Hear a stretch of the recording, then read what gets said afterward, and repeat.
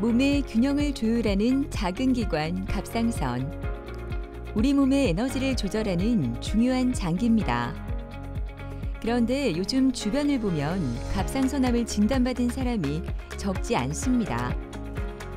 그때 당시 진단했을 때는 일단 정리가 안 된 상태였거든요. 그냥 평상시보다 약간 피로감이 좀 있다라는 느낌, 그런 느낌이고 그 외에 생활하고 움직이는데 불편한 점은 없었어요. 오빠도 그 갑상선 진단을 받고 저도 똑같이 암 환자라는 게 조금 미안하기도 했었고 눈물이 났는데 꼭 참았었어요.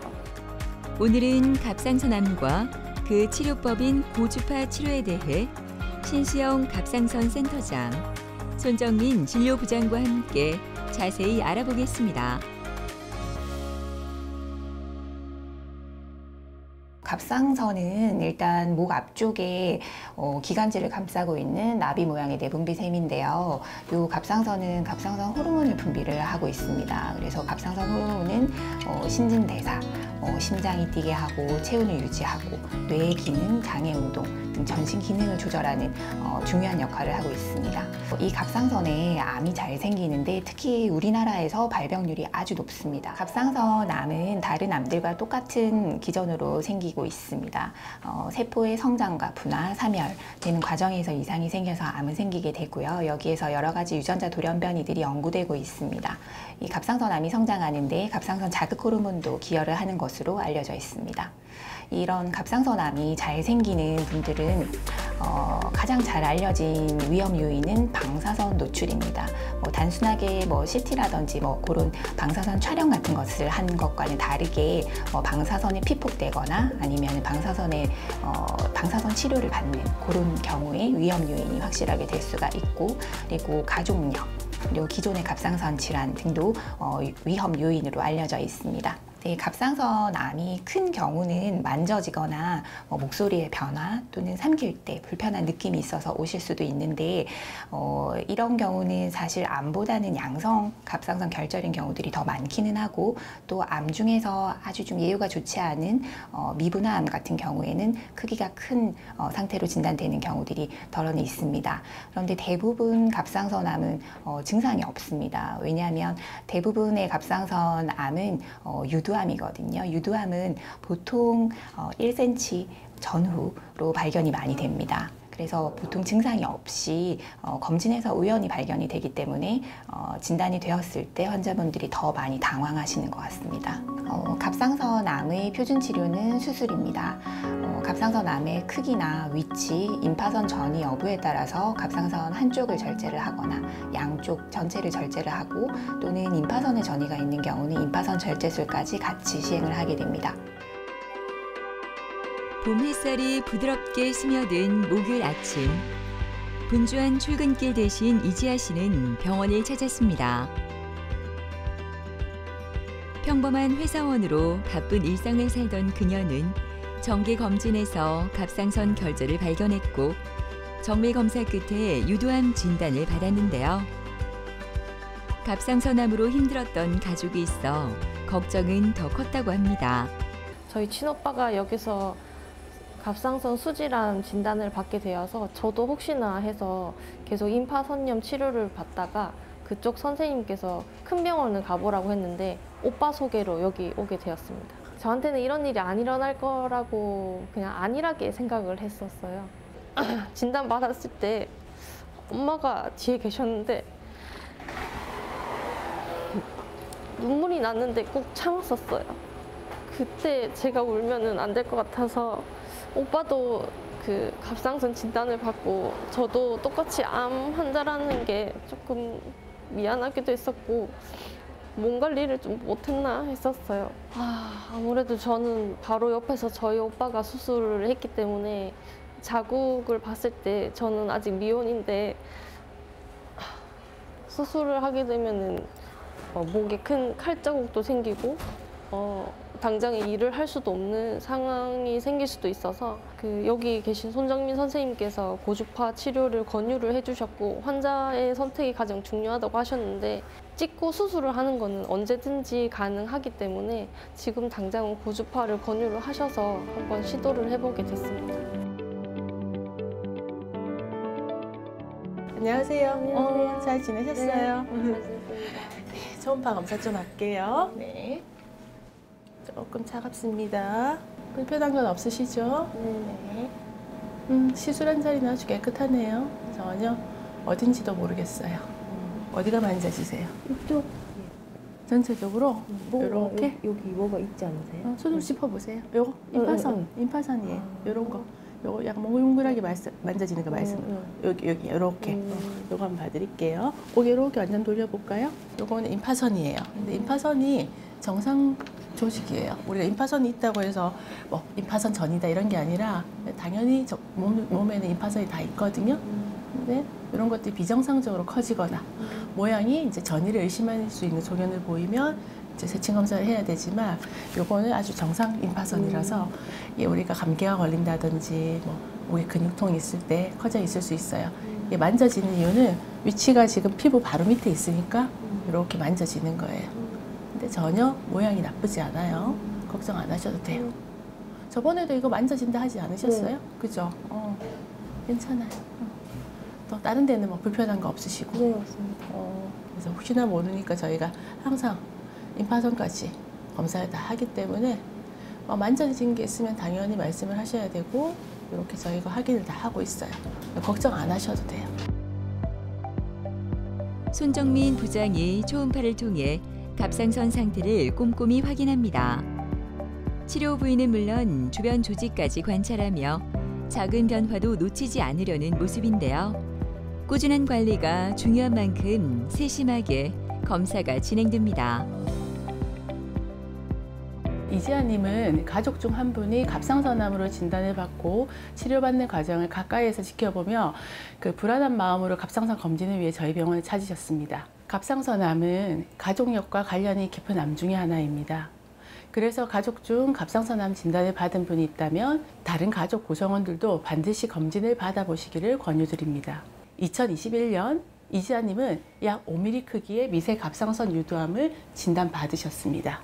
다행히도 암의 위치는 갑상선 실질의 중앙부에 위치를 하고 있고 임파선 전이라든지 다른 장기로의 침범도 없는 상태였습니다. 이처럼 크기가 작고 전이가 없는 경우에는 적극적 관찰에 적응증에 해당합니다. 그래서 초기에는 수술 없이 정기적인 초음파 검사를 통한 추적 관찰을 권유를 드렸습니다. 하지만 가족의 치료 경험을 지켜보며 느꼈던 두려움, 그리고 본인도 같은 상황에 놓일지 모른다는 불안감이 컸습니다. 상담 끝에 이지아님은 보다 적극적인 치료 방법을 원하셨고 그 결과 고주파 절제술을 선택하셨습니다. 시술은 저희 병원에서 정확하고 안전하게 시행되었고 그로부터 3년이 지난 현재 정기적인 초음파 검사에서 암은 더 이상 관찰되고 있지 않습니다. 매우 좋은 경과를 보이며 추적 관찰만 하고 계십니다. 갑상선암으로 진단되면 환자의 상태와 병의 진행 정도에 따라 적극적 관찰, 수술적 치료, 고주파 절제술과 같은 비수술적 치료 중에서 환자에게 가장 적합한 치료 계획을 수립하게 됩니다. 갑상선 유두암의 고주파 절제술을 결정하기 전에는 우선 정확한 초음파 검사가 시행되어야 합니다. 결절의 크기, 위치, 모양, 경계, 내부 성상 등을 면밀하게 관찰하고 필요시에 초음파 유도화의 세침 흡입 검사 등의 병리 진단 검사를 통해 암을 진단하게 됩니다. 또한 초음파를 통해 림프절 전이 여부, 갑상선 외 침범 여부도 평가를 합니다. 필요하다면 CT 검사를 추가로 시행하여 전이 여부도 함께 확인하게 됩니다. 이러한 영상 진단이 중요한 이유는 고주파 절제술의 적응증에 해당하는 환자를 정확하게 선별해야 하기 때문입니다. 적극적 관찰의 적용 기준을 충족하는 경우에만 고주파 시술이 가능하므로 사전에 정확한 평가 과정을 거치는 것은 매우 중요합니다. 여기서 바로 영상의학과 전문의 역할이 빛을 발합니다. 고주파 절제술은 초음파 유도하에 바늘을 병변 내부에 삽입을 하여 고주파 에너지로 암세포를 괴사시키는 방식입니다. 무엇보다 중요한 것은 정확한 위치에 정확한 깊이로 시술이 이루어져야 한다는 점입니다. 이를 위해서는 초음파에 숙련된 의사가 시술을 해야 합니다. 영상을 해석하고 실시간 초음파로 고주파 바늘을 확인하며 시술을 진행하는 과정은 영상의학과 의사가 가장 잘 알고 숙련된 영역입니다. 정확한 진단과 안전한 시술을 모두 수행할 수 있다는 것이 고주파 시술에 있어 영상의학과 전문의의 강점이라고 생각합니다. 고주파 절제술의 적응 대상은 다음과 같습니다. 갑상선 암의 크기가 1cm 미만이고 림프절 전이나 다른 장기로의 침범이 없는 경우, 즉 적극적 관찰이 가능한 미세 갑상선 유두암에 해당하는 환자의 경우 고주파 절제술은 아주 좋은 치료 옵션이 될 수 있습니다. 앞서 말한 적응증에 해당되지 않는다고 하더라도 고령이거나 다른 질환으로 수술이 부담스러운 경우, 현재 건강 상태상 수술이 어려운 분들의 경우에도 고려해 볼 수 있는 비수술적 치료입니다. 대한갑상선학회와 갑상선 영상의학회에서도 최근 고주파 절제술 표준 가이드라인을 마련하기 위해 전문가들이 활발히 논의를 이어가고 있습니다. 이지아님 예전에 하셨을 때 기억나시죠? 이 혹은 크기가 작아서 그때 시술을 하셨고 지금은 전혀 이 혹은 보이고 있지 않아요. 그래서 현재 전이 소견도 없으시고 초음파에서 매우 깨끗하니까 걱정하실 필요 없고 앞으로 이렇게 추적 관찰만 계속 잘 하시면 됩니다. 수술하신 분들도 사실 경과가 좋으시지만 고주파 치료하신 분들도 이렇게 뭐 그 자리에서 재발한다든지 이런 케이스는 한 케이스도 없었거든요. 걱정 안 하셔도 돼요. 그리고 저희가 항상 임파선 전이라든지 이런 부분 체크를 하고 있고 필요에 따라서 추가 검사들도 하고 있으니까 걱정 안 하셔도 돼요. 감사합니다. 근데 그때처럼 약간 목에 까끌까끌한 재채기, 기침, 뭐 가래 끓는 느낌? 절대 갑상선 암은 그런 증상이 나타나지 않아요. 갑상선은 피부 밑에 뼈 위에 얹혀 있거든요. 우리가 보통 환자들이 목이 간질거려요, 뭐 기침이 나요 하시면서 오시는데 그거는 기관지 쪽 증상이기 때문에 사실은 갑상선 암의 증상이라고 볼 수는 없어요. 하지만 위치가 이쪽에 있다 보니까 다들 불안하셔서 암 때문에 이게 그런 건가요? 이러면서 많이 오시는데 실제로는 그런 경우는 없어요. 그래서 오늘은 이제 검사하시고 이제 6개월 뒤에 보시면 될 것 같네요. 알겠습니다. 네. 일상생활에 전혀 문제가 없기는 한데 미세한 변화된 점이라고 한다면 뭐 목에 가래가 낀 것 같은 그런 느낌이 없어졌다 이 정도입니다. 다른 병원에서 이거를 찢어서 수술을 하게 되었으면 후회를 했을 것 같아요. 왜냐하면 수술은 그 선생님 말씀대로 언제든지 해도 되는 건데 시급한 상황도 아니었기 때문에 고주파 수술을 먼저 시술을 시작을 해보는 게 정말 좋은 선택이었던 것 같아요. 남해에서 이른 아침 길을 나서 부산에 있는 병원을 찾은 박봉기 씨. 갑상선암 진단을 받고 수술을 권유받았지만 그 뒤에 따라올 약 복용과 컨디션 저하가 무엇보다 걱정이었다고 하는데요.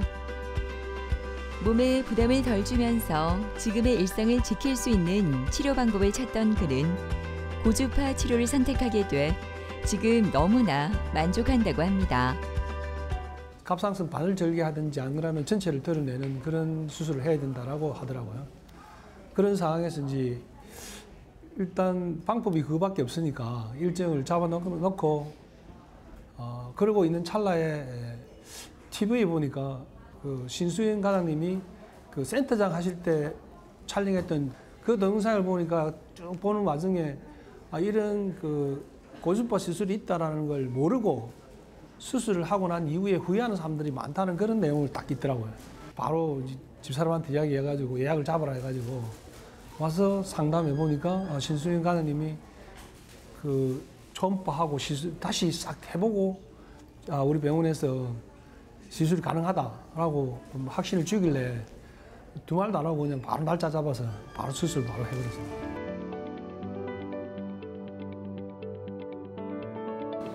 지내시면서 불편한 거 없으셨어요? 예. 저번보다 치료한 부위가 훨씬 더 많이 작아져서 치료는 아주 잘 된 것 같고요. 특별히 문제 없습니다. 괜찮으세요? 네. 고주파 치료 후 4개월 차 경과를 보기 위해 초음파를 받는 봉기 씨. 신수영 과장은 치료 부위의 회복 상태를 집중적으로 관찰하는데요. 혹시라도 있을 수 있는 이상 징후를 꼼꼼하게 점검합니다.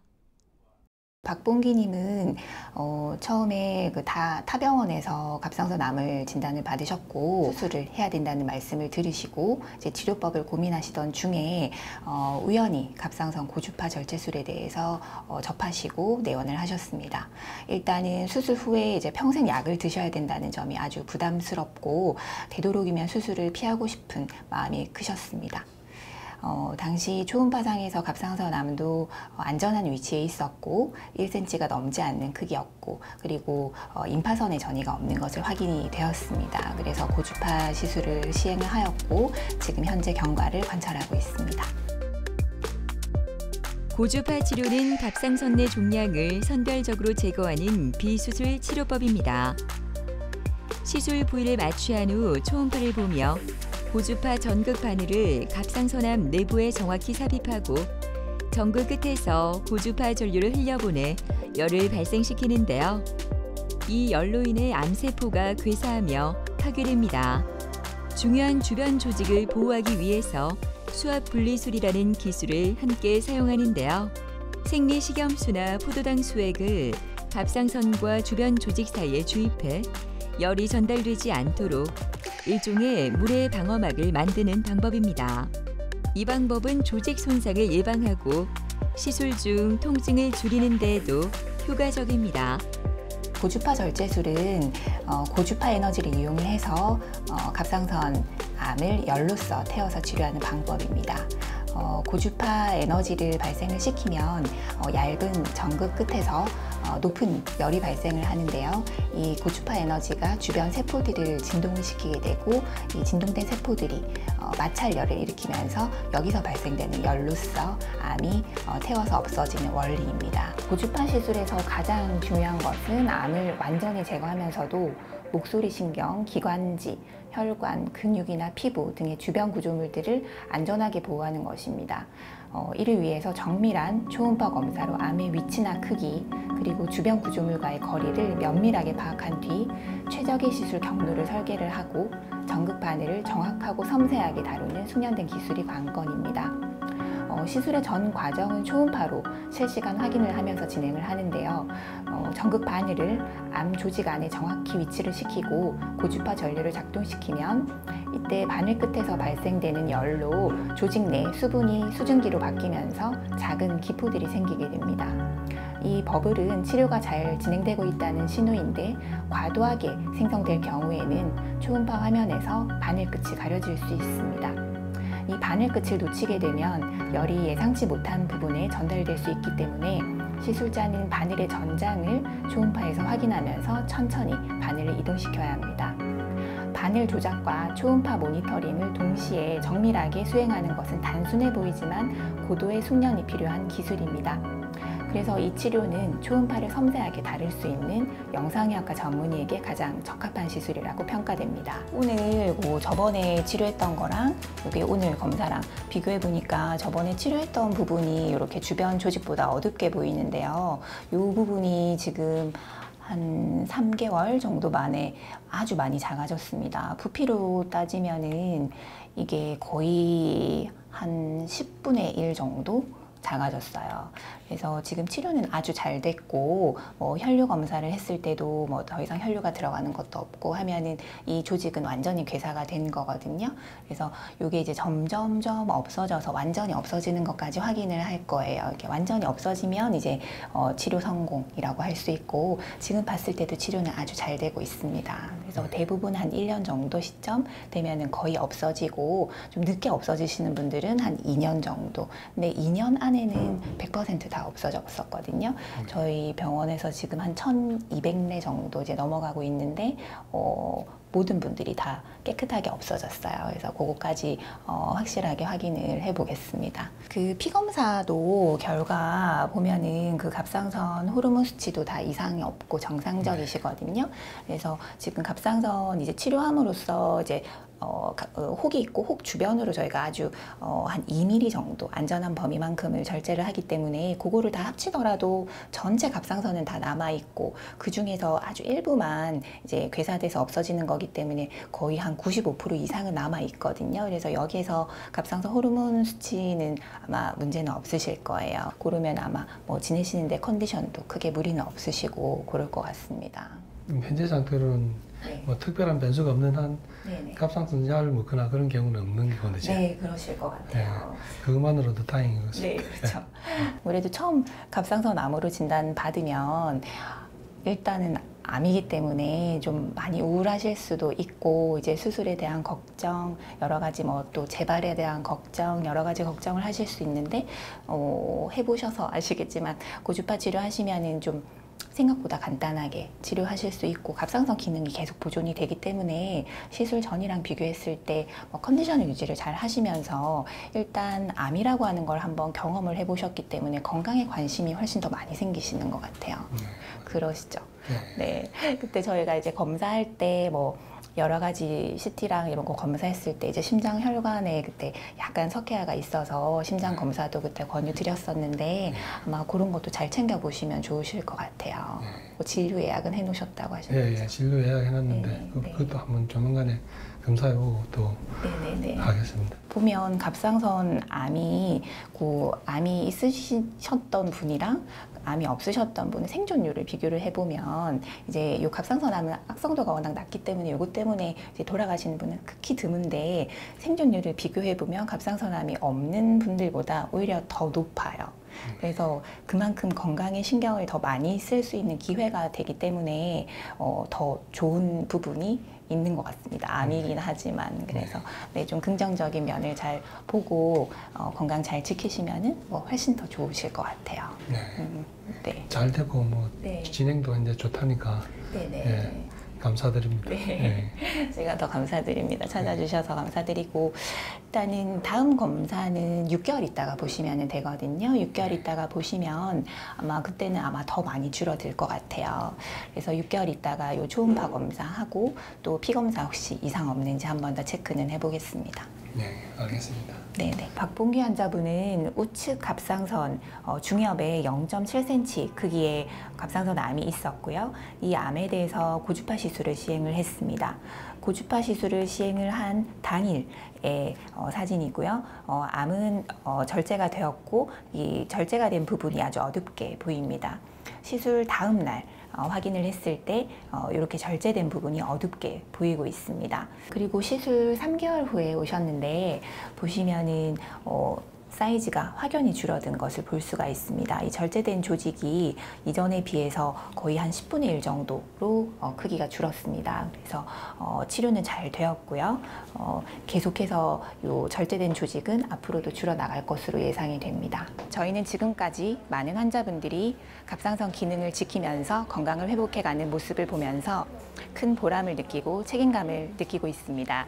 저희 갑상선 센터는 국내 최다 치료 사례와 연구를 통해 고주파 절제술의 안정성과 효과를 입증해 나가고 있습니다. 고주파 절제술이 보다 더 많은 환자분들께 믿을 수 있는 희망의 치료 옵션이 되기를 기대합니다. 이제는 갑상선암 치료에도 다양한 선택지가 열리고 있습니다. 그중 고주파 절제술은 수술의 부담을 줄이고 회복은 빠른 환자 중심의 치료법으로 주목받고 있는데요. 삶의 질을 지키는 치료, 소중한 일상을 이어갈 수 있는 새로운 길. 이제 더 많은 분이 자신에게 꼭 맞는 치료법을 통해 건강한 내일을 마주할 수 있길 바랍니다.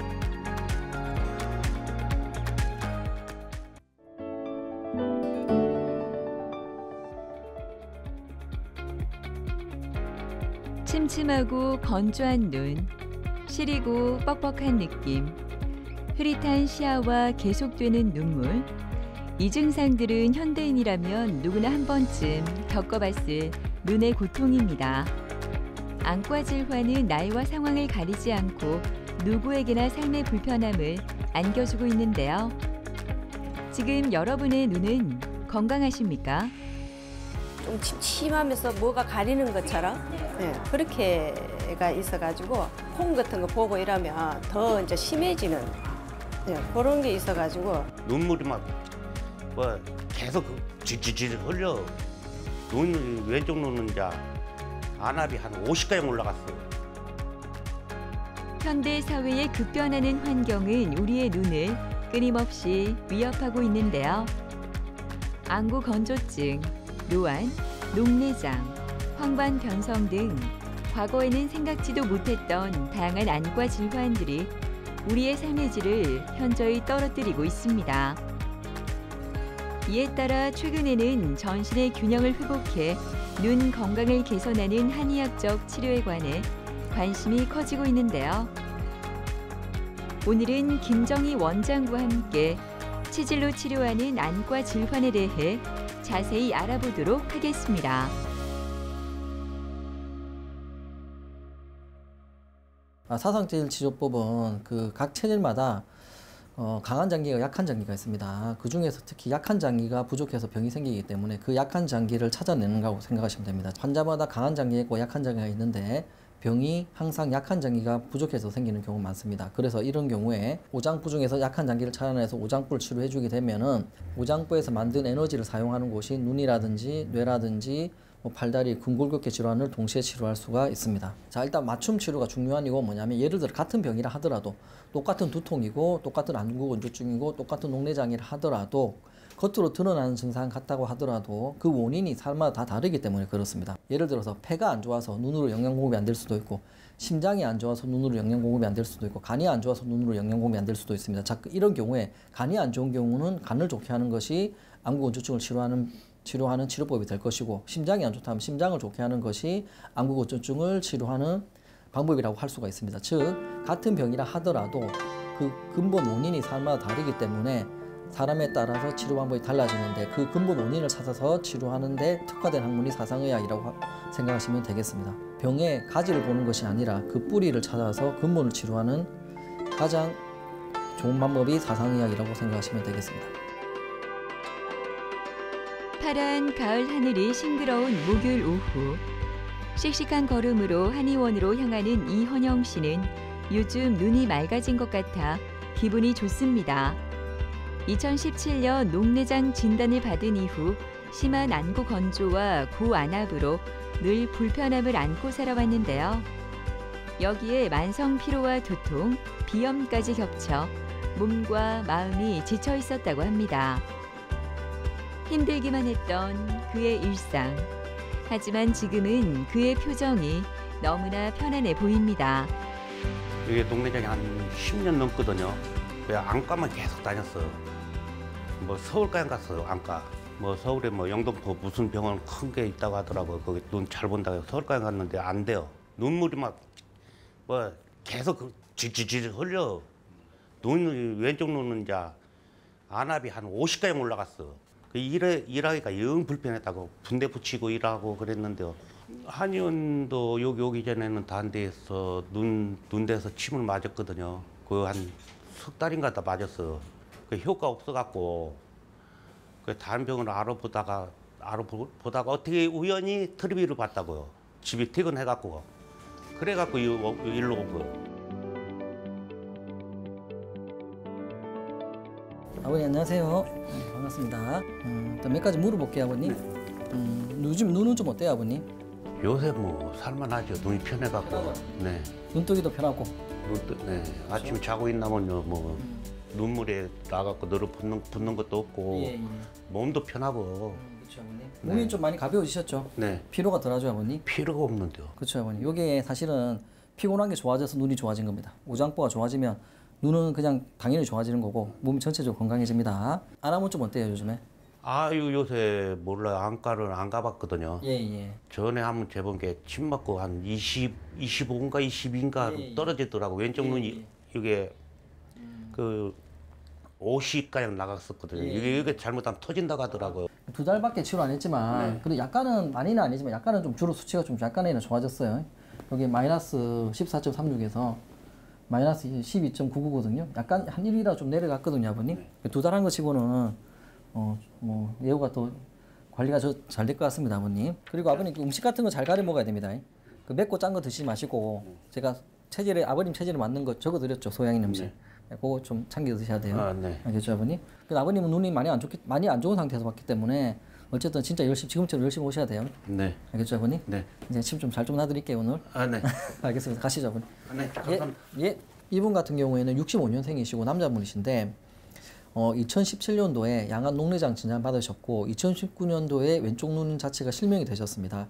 그리고 오른쪽 눈도 많이 안 좋은 상태셔서 내원하셨고 안압도 많이 상승한 상태라 가지고 안압 관련된 안약도 4가지나 사용하고 계셨고 눈충혈이라든지 뭐 그다음에 안구 건조증이라든지 여러 가지 안과 질환을 동시에 가지고 계신 분이셨는데 어쨌든 가장 안 좋은 건 뭐냐면 가장 심각한 질환이 바로 녹내장이었고 한쪽 눈이 이미 실명 상태였기 때문에 실명된 걸 치료할 수는 없지만 오른쪽 살아있는 오른쪽 눈을 열심히 좀 한 2달 정도 열심히 치료하고 계신 환자분이라고 보시면 되겠습니다. 이분 같은 경우에는 시신경으로 가는 영양이 부족해서 시신경이 죽었고 그다음에 안압을 조절하는 능력을 안압 조절하는 그 모양체로라든지 안압 조절하는 쪽으로 가는 영양이 부족해서 안압이 조절이 잘 안 되는 분이셨기 때문에 당연히 오장불 좋게 하는 치료를 했습니다. 오장불 좋게 하기 위해서 제가 해드릴 수 있는 건 뭐냐면 크게 침구 한약이라고 보시면 되겠습니다. 그리고 이분이 평소 생활에서 소양인이기 때문에 할 수 있는 여러 가지 생활 습관들이나 음식들이 있거든요. 이런 것들을 가르쳐 드려서 생활 습관을 좀 고치면서 제가 친구 한약으로 치료했다고 보시면 되겠습니다.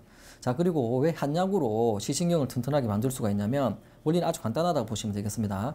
자, 시신경이 죽는 원인은 단순합니다. 자, 이 사람이 그렇게 다치 외상이 있는 분이 아니셨어요. 즉 그런데도 불구하고 시신경이 죽는 이유는 당연히 오장부에서 눈으로 가는 영양이 부족해서 시신경이 약해진 건데, 자, 그러면 우리 오장부에서 시신경이 필요한 영양을 만들어내는 근본 재료는 딱 하나밖에 없습니다. 뭐냐면 특별한 게 있는 게 아니고 바로 우리가 먹는 음식 말고는 없어요. 자연에 있는 음식만이 우리 눈의 시신경에 모든 영양을 공급시켜 줄 수 있습니다. 하나가 더 있는데 바로 자연에 있는 공기죠. 즉 공기하고 자연에 있는 음식인데 제가 공기를 바꿔드릴 수는 없지 않습니까? 자, 그럼 한약은 뭐냐면 딴 게 아니고 자연에 있는 음식으로 만든 약입니다. 자연에 있는 음식으로 만든 약이기 때문에 시신경에 영양을 공급시켜 줄 수가 있는 겁니다. 근데 여기서 더 중요한 건 뭐냐면 시신경에 필요한 영양소는 한 가지가 아니라 수천 수만 가지가 있습니다.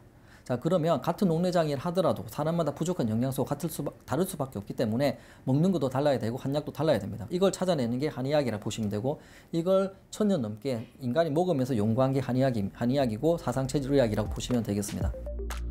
한의학은 안압 상승의 근본 원인을 몸속의 불균형에서 찾는데요. 녹내장과 안압 상승을 단순히 눈의 문제로 보지 않고 간과 신장의 기운이 약해지고 기혈의 흐름이 막히면서 생기는 전신적 불균형으로 해석합니다. 일단 녹내장이라는 게 뭐냐면 일단 우리 아주 단순하게 생각하시면 됩니다. 우리 눈에도 신경이 있지 않습니까? 눈에 있는 신경을 시신경으로 합니다. 자, 이 시신경이 죽는 병이 녹내장이라고 생각하시면 되겠습니다.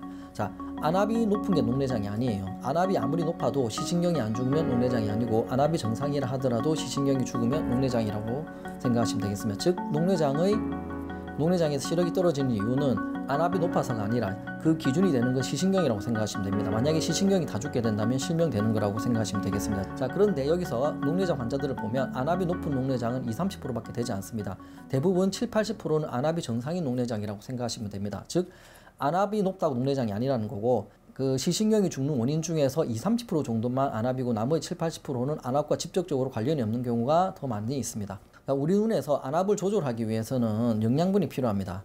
즉, 눈이 사물을 보기 위해서도 영양분이 필요하지만 안압을 조절하기 위해서 영양분이 필요한데 그 영양을 오장부에서 만들어서 공급이 됩니다. 만약에 오장부에서 눈으로 영양 공급이 되지 못한다면 10분만 영양 공급이 되지 못하더라도 거의 실명된다고 생각하시면 되겠습니다. 그걸 눈중풍이라고 하는데 어쨌든 안압이 조절되기 위해서도 오장부에서 눈으로 간 영양분이 필요한데 그 중에서 특히 뭐 여러 군데 다 필요하겠지만 특히 많이 가야 되는 곳이 바로 모양체 근육으로 가는 영양분이 필요합니다. 왜냐면은 자, 안구 모양에서 여기가 물로 차져 있다고 생각하시면 됩니다. 자, 근데 이 물이라는 게 순환이 돼야 되지 않습니까? 안에 있는 물을 빼내기 위해서는 눈이 펌프질을 해야 돼요. 모양체 근육이. 만약에 이 근육이 이렇게 움직이는데 오장부에서 피를 안 가게 막아버리면 근육이 마비가 돼서 움직일 수가 없지 않습니까? 즉, 모양체 근육에서 펌프질을 하기 위해서는 오장부에서 영양 공급이 충분히 되어야 됩니다. 자, 그런데 오장부에서 충분히 영양 공급이 되지 못한다면 펌프질이 안 되기 때문에 물을 밖으로 잘 못 빼내게 되겠습니다. 그러면 안압이 높아질 수 있겠죠. 그러니까 이거는 여러 가지 원인 중에 한 개만 제가 말씀드린 거 복합적이라 보시면 돼요. 어쨌든 간에 오장부에서 영양 공급이 되지 못한다면 시신경이 죽거나 압박이 되니까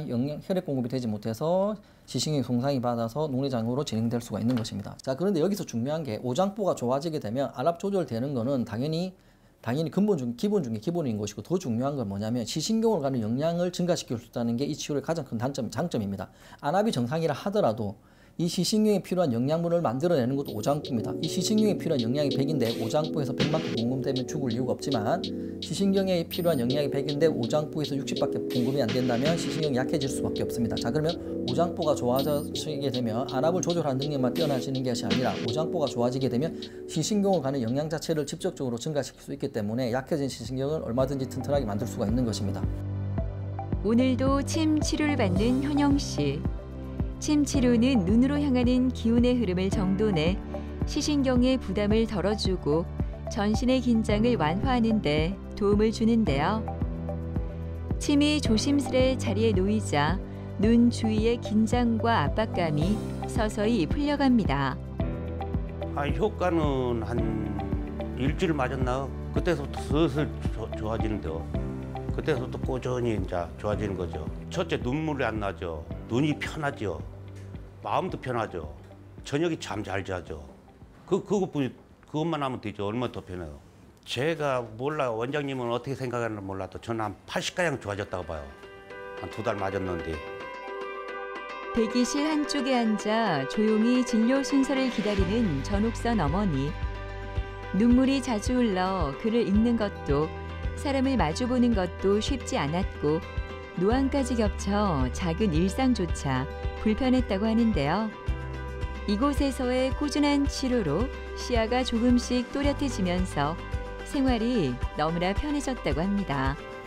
눈도 그렇고 허리, 무릎 또 그래 오는데 또 여기 배가 아파가지고 초음파 내시경도 하고 초음파도 했는데 이상이 없다 하더라고. 눈은 한 주는 백내장을 했거든요. 했는데 이쪽에 눈이 막 너무 안 좋고, 집에 있으면 괜찮은데 밖에 나오면은 바람을 이래 씌우면 막 눈물이 나고 자꾸 손가 자꾸 이래야 되고 이랬더니 습관이 들어가 자꾸 이란다 막 그렇더라고요. 안녕하세요, 어머니. 네. 눈물 나는 거 좀 어때요, 어머니? 눈물 나는 건 좀 덜하고. 예, 눈도 좀 맑아지고. 예전보다 낫죠? 예. 체력은 어때요, 어머니? 체력은 나 뭐 몸이 개워졌지. 옛날보다 좀 체력이 좋아졌죠, 어머니? 예, 몸도 개워졌고. 작년에 비해서 좀 어때요, 체력이? 하여튼 뭐 모든 게 다 좋아졌어요. 그래요, 어머니? 그러니까 오장부 좋게 한다 생각하고 오시면 돼요, 어머니. 그리고 아픈 데 있으면 다 얘기하면 그때처럼 그냥 동시에 여러 군데를 치료할 수가 있습니다. 그래 배 반쪽योग 아픈 게 예. 좀 많이 좋아졌거든요, 제가. 첫째만 하는 그게 항상 걱정이었거든요. 맞아요. 배고 반쪽이 아픈 게 좋아지고. 그리고 소양인이시기 때문에 음식 같은 것도 좀 잘 가려 먹고 좀 싱겁게 드셔야 됩니다. 싱겁게. 근데 또 짜운 걸 좋아하거든요. 그렇죠. 예. 그럼 사실 음식 가려 먹기면 어려운 게 없어요. 이것도 그때 좀 침 맞으면 또 다시 또 몸이 좀 회복되거든요, 어머니. 예. 그러니까 적게 먹어야 돼요. 어쨌든 간에 많이 먹을 생각하지 마시고. 오늘도 더 치료 잘 해드릴게요. 네, 잘해주있어. 이거 무릎하고 이거 무릎 이게 하여튼 요새는 또 여기 딴 데는 또 좀 많이 좋아지니까 욕심에 배 아픈 거하고 무릎하고 또 지금은 또 욕심이다. 그리고 눈도 더 좋게 해드릴게요, 어머니. 눈은 노화될수록 계속 눈물 나거든요. 이거 예방할 수 있으면 좋아졌지만 앞으로 더 안 흘리게 할 수 있으니까요. 눈도 더 맑아질 거예요. 무릎이 어떻게 일어나서 무릎이 나서야 침 맞아 올까 이거. 그러니까 그것도 오늘 좀 권쳐드릴게요. 침 맞드릴게요. 알겠습니다. 침 맞으러 가시죠. 침 맞으러 갈까요? 일단 침 맞읍시다. 이분은 그냥 전반적인 노화 현상으로 오셨다고 보시면 되는데, 일단 눈이 많이 노화됐기 때문에, 그러니까 눈물 흘림증이 있으셨고요. 눈물이 계속 흐르셨고, 당연히 노화로 인해서 눈이 많이 침침하셨고, 그리고 이제 나이가 많으시다 보니까 허리라든지 무릎이라든지 관절도 많이 안 좋으셨고, 만성 피로에다가 불면증도 있으셨습니다. 이분 같은 경우는 소양인이고, 소양인 중 신장이 안 좋으시거든요. 그래서 오장부 기능이 떨어졌다고 생각하시면 되고, 그래서 이 사람은 눈 따로 치료하고 관절 따로 치료한 게 아니고 그냥 오장포만 좋게 만들어드렸다고 생각하시면 되겠습니다. 즉 오장포가 좋아지면 관절로 가는 영양도 증가되기 때문에 뼈나 근육이 튼튼해져서 관절도 좋아지게 되는 것이고, 오장포가 좋아지니까 눈으로 가는 영양이 증가돼서 안구 그 눈물 흘림증이라든지 그 다음에 눈이 침침한 것도 동시에 치료가 되셨고, 그리고 오장포가 좋고 체력이 좋아지게 되면 오히려 잠도 잘 오게 됩니다. 그래서 불면증도 어느 정도 좋아지셨고, 당연히 오장포가 좋아지다 보니까 체력이 좋아지셔서 피로한 게 많이 줄어드셨습니다. 전옥선 어머니는 여러 가지 증상으로 몸 전체가 지쳐 있었습니다. 이 모든 증상은 단순히 노화 때문이 아니라 우리 몸의 기와 혈액순환이 원활하지 못해 생긴 문제일 수 있는데요. 침 치료는 눈의 긴장을 완화하고 시야를 안정시킬 뿐만 아니라 허리와 무릎의 막힌 흐름을 풀어 전신의 균형을 되찾을 수 있도록 도움을 줍니다. 눈도 좋아지고 허리도 좋아지고 다리도 좋아지고 잠도 잘 오고 몸도 개운고, 실제 몸이 개우니까 너무 좋는 기라. 이제 더 건강해지는 거는 이제 일단 무릎 이게 이제 완전히 나서야 걸어 다닐 거 아닙니까? 허리하고 눈은 다 나선 것 같은데 첫째는 이제 다리 이게 좀 이제 다 나섰으면은 산에도 가고 오시고 그래야. 차분히 진료를 기다리고 있는 김석순 씨. 처음 이곳을 찾았을 땐 눈의 건조와 피로뿐 아니라 끝없는 불면과 불안, 소화불량, 입마름까지 겹쳐 몸과 마음이 지쳐 있었습니다. 하지만 꾸준한 치료를 통해 전신의 균형이 서서히 회복되자 눈의 불편함은 줄고 마음은 한결 편안해졌습니다. 모래알이 들어간 것처럼 눈 가해가 내 저기 뭐 낑긴 것처럼 그래가지고 눈 때문에 여기 오게 됐어요. 멀리 거는 좀 보이는데 가까이 거는 보면 이렇게 저기 좀 침침하면서 뭐가 가리는 것처럼. 안과 가면 그냥 물약만 주더라고. 그거 눈물약만 주고 이래서 눈물약 넣어도 그때 빠개더라고요. 어머니 안녕하세요. 네, 안녕하세요. 오늘은 컨디션 좀 어때요? 오늘 컨디션 좋죠. 처음에 왔을 때보다 훨씬 몸도 가볍죠? 예, 많이 좋아졌죠. 그러면 오늘 눈 우리 건조한 거부터 한번 봅시다.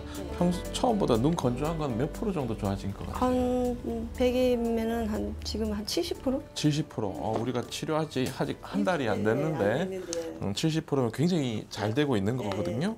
몸도 많이 가벼워졌죠? 네, 많이 가벼워졌죠. 특히 몸이 가벼워지는 게 제일 중요하거든요. 왜냐하면 오장육부가 튼튼해져서 그 영양분이 눈으로 가는 거기 때문에 그렇습니다. 그리고 잠을 잘 자는 게 중요한다면 잠은 어때요?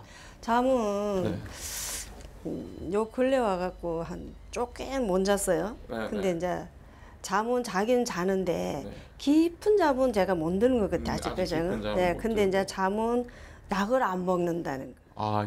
약을 끊으셨다는 거. 그것만으로도 잠잘 때 그 약을 안 먹고 이만큼 자는 거는 정말 큰 발전이거든요. 약을 안 먹어요. 그리고 잠을 잘 자야 눈을 감으면서 이게 쉬게 돼요. 그러니까 눈을 감고 있는 게 눈을 감고 쉬게 하고 우리가 눈 감는 동안 눈이 수리가 된단 말이에요. 그렇기 때문에 잠도 더 잘 자게 되실 거고요. 그렇게 치료를 해드릴게요. 어머니 맥 한번 봅시다. 맥 한번 봅시다. 맥도 훨씬 리듬도 일정하고 지금은 건강한 맥이라고 볼 수 있습니다. 혀 한번 볼까요? 혀도 많이 좋아졌어요. 네, 한번 봅시다. 좋아요. 혀 색깔도 진짜 마치 젊은 사람이 약간 피곤한 것처럼 나이로 따지면 제가 봤을 땐 한 40대 초반 정도 되는 혀로 지금 많이 돌아왔거든요. 제가 옛날에 여기 오기 전에 뭐 하얀 그게 많이 끼고 백태가 많이 끼고 입이 많이 좀 이렇게 좀 떫은 간 먹은 것처럼 그랬거든요. 근데 그거 전혀 없어졌어요. 맞아요. 오장육부를 치료하면 하나만 치료되는 게 아니고 그간 내가 생각지도 못했던 다양한 문제들이 눈뿐만 아니라 다 치료가 되는 거거든요. 그렇기 때문에 계속 꾸준하게 내원하시면 전혀 걱정 안 하셔도 되거든요. 지금 충분히 잘 되고 있으니까 6개월 후면은 어머님이 생각하시기에도 내가 진짜 이만큼 건강하고 기력이 날 수 있나 싶으실 거예요. 이제 침 맞으러 한번 이동해 볼까요? 이분은 더위를 많이 먹은 이후로 안구건조증이 오셔갖고 내원하신 분인데 안구건조증뿐만 아니라 잠도 못 주무시고 불면도 있고 약간 불안과 번조 그리고 우울한 증상도 함께 겸해서 이제 안구 건조증과 함께 내원하신 환자분입니다. 이분 같은 경우는 체질에 맞는 약침하고 추나하고 한약 치료까지 해가지고 침 치료도 기본적으로 들어가고 지금은 처음에는 굉장히 많이 건조했던 상태에서 지금은 건조증이 많이 줄었고 잠도 어느 정도 이제 좀 충분히 잘 수 있다고 말씀하시는 상태에 이르렀습니다. 원래 안구 건조증이라는 거는 눈물샘과 마이봄샘의 기능이 떨어져서 원래 100만큼 가야 될 영양분이 60밖에 못 가게 돼가지고 일어나는 일이거든요. 근데 눈만 쳐다보고 있으면은 우리가 이 원인을 알 수가 없어요. 결국에는 이 눈물샘과 마이봄샘에서는 자기가 필요한 영양분을 1도 못 만들어내는데 오장육부에서 만들어줘야 돼요. 그럼 오장육부는 자연에 있는 공기랑 음식을 통해서 영양분을 받게 되는데 우리는 자연에 있는 음식과 공기 그리고 오장육부 자체에서 그 에너지를 잘 활용할 수 있게 해가지고 눈물샘과 마이봄샘의 기능을 올려서 치료를 하는 건데 결국에는 눈 피로라는 것도 눈에 영양분이 덜 가니까 눈을 감으라고 우리 몸에서 신호를 주는 거거든요. 그 신호 자체를 무시하지 않고 몸을 들여다보고 치료를 하니까 안구 건조증이 좋아지게 되는 겁니다. 이제 약침할 건데 요 한약 주사거든요. 아시죠? 요거를 이제 우리 잠 잘 올 때 사용할 수 있는 혈자리하고 눈 건조할 때 좋은 혈자리에다가 이제 약침을 할게요. 그럼 이제 주사하겠습니다. 얇은 바늘을 통해 한약 성분이 경혈로 스며드는 약침 치료는 장부의 기운을 보강하고 눈과 전신의 회복력을 끌어올립니다. 이어지는 침 치료는 막혀있던 기혈의 흐름을 풀어주어 몸 전체가 균형을 되찾도록 도와주는데요. 약침과 침 두 가지 치료가 만나 안과 질환은 물론 전신의 건강까지 함께 회복시켜 줍니다. 침 치료를 받게 되면 대부분의 환자들은 이제 오장육부가 부족한 게 다 다른데 자기한테 맞는 오장육부에 해당하는 침을 맞게 되면 눈 피로한 게 즉시 좋아지게 됩니다. 하지만 그 효과가 오장육부가 일시적으로 좋아졌기 때문에 금방 사라지게 돼요. 하지만 꾸준하게 계속 오장육부를 치료하고 내 몸 자체가 건강해지게 많이 바뀌다 보면은 침을 맞지 않고 일상생활을 해도 충분히 뭐가 제 기능을 하기 때문에 눈을 편안하게 사용하실 수 있게 됩니다. 눈이 이게 내 말려 들어가는 그런 현상이 있었거든요. 근데 그게 다 없어졌거든요. 지금 3주 됐는데 너무 빨라서 제가 건강해지면 가족들하고 가족 여행을 더 많이 다니고 싶은 그런 바람입니다. 자, 우리 눈에는 타물을 볼 수 있기 위해서는 굉장히 많은 구조물이 있고 그리고 세포들도 있고 신경들도 많이 있습니다. 자, 그런데 이 세포와 신경 그리고 구조물을 유지시킬 수 있는 것은 눈 자체가 아니라 오장부에서 만들어진 에너지입니다. 오장부에서 눈으로 간 영양분이 10분만 안 가더라도 눈은 실명될 수 있습니다. 자, 그만큼 눈의 모든 기능은 오장부에 달려있기 때문에 자, 우리가 눈이 안 좋다고 했을 때 그냥 단순히 눈만 보는 것이 아니라 오장부를 봐서 뿌리인, 오장부가 뿌리거든요. 뿌리인 오장부를 치료해서 눈으로 가는 영양을 증가시킨다면 평소 치료가 잘 되지 않던 병도 치료가 잘 되는 경우를 많이 볼 수가 있습니다. 그러니까 눈이 아프다고 해서 눈만 볼 것이 아니라 그 뿌리에 해당되는 오장부를 치료한다면 병을 더 근본적으로 치료할 수 있다고 생각하시면 되겠습니다. 질환을 이겨내는 힘은 의학만이 아닌 자신의 선택과 꾸준한 관리에서도 비롯된다고 하니까요. 오늘은 내 몸이 전하는 이야기에 귀 기울여 보시는 건 어떨까요? 그 작은 관심이 우리의 삶을 더욱 건강하고 행복하게 만들어주지 않을까요?